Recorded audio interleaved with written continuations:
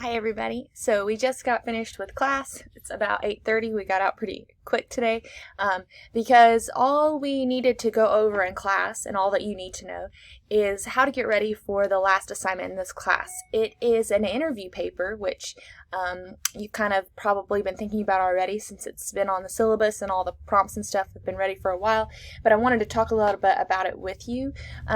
Something I just pointed out to the students in class was that the first two papers, the response papers, were together combined worth 25% of your grade. This interview paper alone is worth 25% of your grade, which is a large amount, which gives you a lot of control. You know, if you are wanting to do better in this class, this is an opportunity to really blow it out of the park. But, you know, along the same lines, if you don't do so well on this assignment, it could really actually affect your grade a lot. So we need to take it seriously and be ready to go with it. So let me explain the prompt and a couple of the scaffolding assignments that you'll be completing over the next several weeks as we wrap up this class. So I'm on our course homepage now.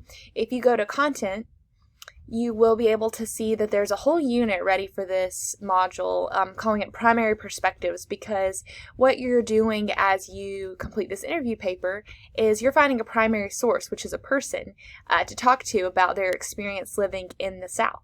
So I'll read this here. For your final research paper, you're demonstrating your ability to think about how the works we read in our class are similar or different than the lived experience of someone you actually know in the South. So I said, remember that our reading or watching of anything is only as important as much as it kind of helps us think about our real world itself. So think about this as a way of like making connections between sort of the academic experience, the experience of reading and viewing, and then the actual real lived experience of being in the South. So you do need to find someone who will be willing to be interviewed. You will need to record this interview. It can be an audio file. It could be a video file if that helps.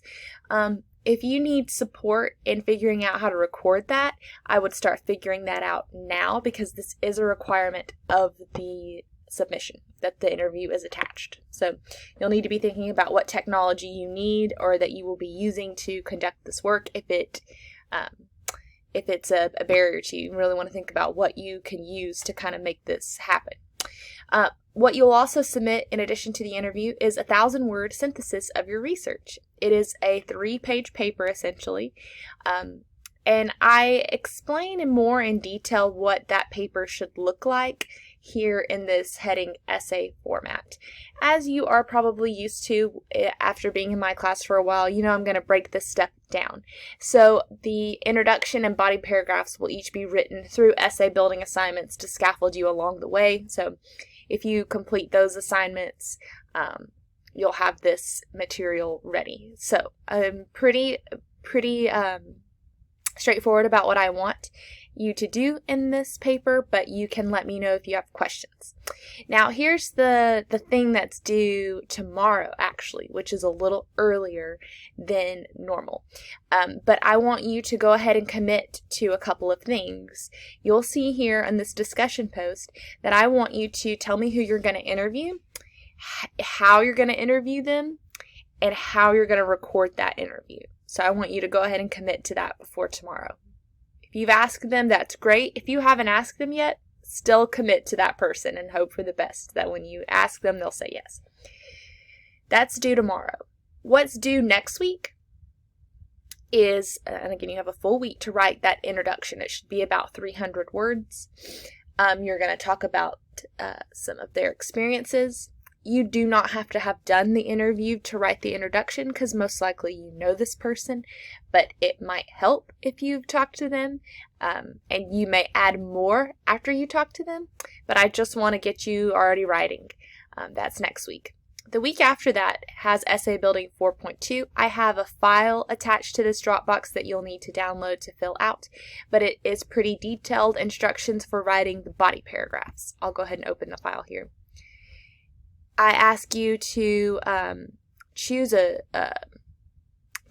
tropes for your body paragraphs. So I said, thinking back to your interview, thinking back to the tropes we discussed for the class, choose 3 tropes that you felt were relevant to the discussion. And then choose 2 quotes from your interview that you think relate to that conversation. And then just write 3 to 5 sentences of your thoughts about that, and that will give you the material that you need to eventually put those body paragraphs together as explained on the essay prompt. So I am asking you to kind of centralize each paragraph around a trope just to help give you some focus.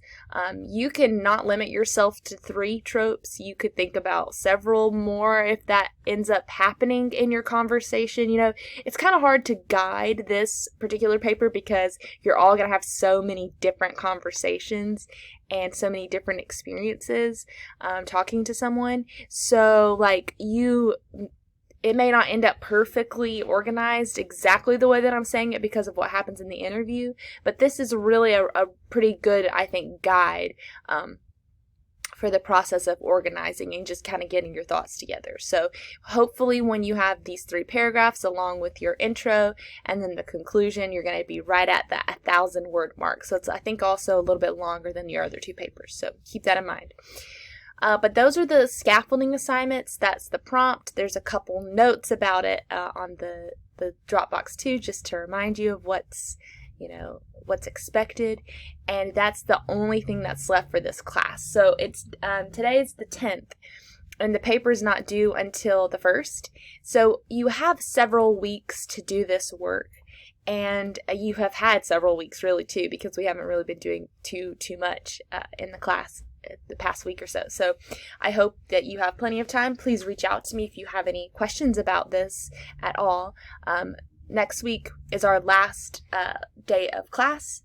It should be the same for all of your classes because the week that follows, I think, is Thanksgiving. So we will chat again, and I will give you some support if you need it. But for now, you guys take care. Have a good week, and I'll see you soon.